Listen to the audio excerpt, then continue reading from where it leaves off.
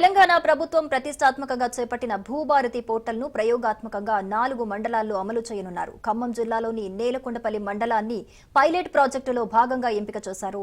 Bhubharati June 2 నాటికి రాష్ట్ర వ్యాప్తంగా పూర్తి స్థాయిలో అమలు చేసేందుకు ప్రభుత్వం కసరత్తు చేస్తోంది. ప్రజల నుంచి అవసరమైన సూచనలు స్వీకరించి తగు మార్పులు చేయాలని ముఖ్యమంత్రి రేవంత్ రెడ్డి ఇప్పటికే అధికారులను ఆదేశించారు. భూభారతి విధి విధానాలు, సమస్య పరిష్కారాలు ఎలా జరుగుతున్నాయనే విషయంపై నేలకొండపల్లి తహసీల్దార్ వెంకటేశ్వర్లతో మా ప్రతినిధి Upender face to face. Telangana ప్రభుత్వం ప్రతిష్టాత్మకంగా భూభారతిని తీసుకొచ్చింది. ఇప్పటికే ధరణిలో ఉన్న స్థానాల్లో కూడా ఈ భూభారతిని కూడా ఏర్పాటు చేస్తున్నారు. రాష్ట్ర వ్యాప్తంగా 4 మండలాలను పైలట్ ప్రాజెక్టుగా ఏర్పాటు చేయడం జరిగింది. ఖమ్మం జిల్లాలోని నేలకొండపల్లి మండలం రెవెన్యూ కార్యాలయాన్ని కూడా ప్రత్యేకంగా పైలట్ ప్రాజెక్టులో ఏర్పాటు చేయడం జరిగింది. అసలు భూభారతిలో ఎటువంటి సమస్యలు ఉన్నాయి, భూభారతి ద్వారా ఎటువంటి కార్యక్రమాలు చేపడుతున్నారు, ప్రధానంగా భూభారతికి సంబంధించినటువంటి సమస్యలను కూడా వారు పరిష్కరించే దిశగా ఎటువంటి కార్యక్రమాలు చేపడుతున్నారు అనే విషయాన్ని మనతో మాట్లాడడానికి రెవెన్యూ తహసీల్దార్ మనతో ఉన్నారు. వారిని అసలు ఈ భూభారతికి సంబంధించినటువంటి పూర్తి డీటెయిల్స్ మనం తెలుసుకునే ప్రయత్నం చేద్దాం. చెప్పండి సార్. మన తెలంగాణ రాష్ట్ర ప్రభుత్వం నిన్న అంబేద్కర్ జయంతి సందర్భంగా మన రెవెన్యూ శాఖ మంత్రి గారి ఆధ్వర్యంలో మన రాష్ట్ర ముఖ్యమంత్రి గారు భూభారతి పోర్టల్ని, అదేవిధంగా ఈ భూభారతి మన ఆర్ఆర్ చట్టం 2025 రూల్స్ కూడా మనకి నిన్న ప్రారంభించారు, అది జారీ చేశారు. దీని ప్రకారంగా మనకి మెయిన్ ఏంటంటే, గతంలో ధరణిలో ఉన్నప్పుడు మనకి ఏమైనా ఇష్యూ అంటే మన వాస్తవంగా వచ్చే వాటిలో కానీ మనం నోటీస్ చేయడానికి అవకాశం లేకుండా ఉండేను.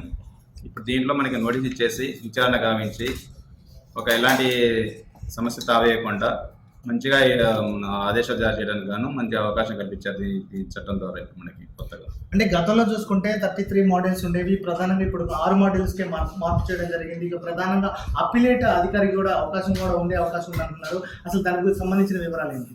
ఇప్పుడు మనకి భూభారతి పోర్టల్ ఇప్పుడు ఇది చట్ట ప్రకారం మనకి ఈ చట్టం ప్రకారం ఏమైనా ఈ ధరణి ఎంట్రీలలో అయినా మిస్టేక్ జరిగినా కానీ గతంలో ఆర్ఆర్ 2020 యాక్ట్ ప్రకారంగా సివిల్ కోర్టు మాత్రమే అప్రోచ్ కావచ్చు వచ్చేది. కానీ ఈ ఆర్ఆర్ చట్టం 2025 ప్రకారం దీంట్లో మనకి ఆర్డీఓ గారికి, కలెక్టర్ గారికి, ఆ పైన కమిషనర్ గారు కూడా, సిసిఎల్ఏ గారు కూడా మనకి దీనికి అప్పీల్ చేసుకోవడానికి అవకాశం ఇచ్చారు. దీనికి అంటే ప్రధానంగా చూసుకుంటే అంటే ప్రభుత్వ భూములకు సంబంధించి కొన్ని అన్యాక్రాంతమైన అటువంటి వాటిని కూడా ఇప్పుడు ఈ భూభారతి ద్వారా కూడా అంటే అంటే అంటే అంటే రైజ్ చేయడానికి అవకాశం ఉందని చెప్తున్నారు. ఇక్కడనే సమస్యను రైజ్ చేసి ఇక్కడే పరిష్కారం అయ్యే దిశగా కూడా అటువంటి వాటిని కూడా మాడ్యూల్ చేస్తామని చెప్పేసి మాడ్యూల్లో కూడా ఏర్పాటు చేస్తామని చెప్తున్నారు. అది నిజమేనా? అంటే మనకి దీంట్లో ఏంటంటే, గతంలో అసైన్మెంట్ చేయబడి వాసు ఇనాం భూములకి వాసులు ఇచ్చి ఇలాంటి వాళ్ళు ధరణిలో ఎంట్రీ కాకుంటే వాళ్ళందరూ కూడా ఇప్పుడు దరఖాస్తు భూభారతి పోర్టల్లో దరఖాస్తు చేసుకుంటే మనకి ఆర్డీఓ లెవెల్లో విచారణ గావించేసి వాళ్ళని ఎంట్రీ చేయడం జరుగుతుంది. ప్రధానంగా ప్రతి రెవెన్యూ డివిజన్లో ఈ కార్యక్రమాలు ఏర్పాటు చేస్తారా? అటువంటి గైడ్లైన్ అంటే ఇప్పటి వరకు అంటే 17వ తారీఖు వరకు కూడా ఈ కార్యక్రమాలు చేపడతారని చెప్తున్నారు. ఎన్ని గ్రామాల్లో అంటే అవగాహన సదస్సులు ఏర్పాటు చేసే అవకాశం ఉందంట? మన నెలకొండ మండలంలో అన్ని గ్రామాల్లో మనం కండక్ట్ చేయాలి, షెడ్యూల్ ప్రకటించి అదే ప్రకటన మనం కండక్ట్ చేస్తాము. అట్నే మిగతా మండలాల్లో కూడా కలెక్టర్ గారు వారే స్వయంగా అన్ని మండలాల్లో కూడా అవగాహన సదస్సులు కండక్ట్ చేసేసి వాళ్ళందరికీ కూడా ఈ చట్టంపై అవగాహన కల్పిస్తారు అందరికీ.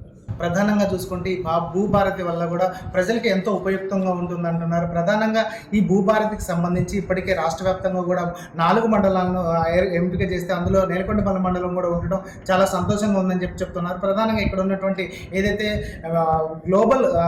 గ్లోబల్ ఎక్స్టెంట్ కంటే కూడా మించిపోయినటువంటి రెవెన్యూ అంటే ఉన్న వాటిని కూడా పరిష్కరించే దిశగా కూడా ఈ భూభారతి ఉపయోగపడుతుందని చెప్పేసి అయితే తహసీల్దార్ చెప్తున్నారు. ప్రధానంగా అన్ని సమస్యల పరిష్కార దిశగా కూడా అడుగులు వేసేందుకైతే ఈ భూభారతి ఉపయోగపడుతుందని చెప్తున్నారు. ఇది ఇక్కడ తాజా పరిస్థితి. ఉపేందర్, రాజ్ న్యూస్.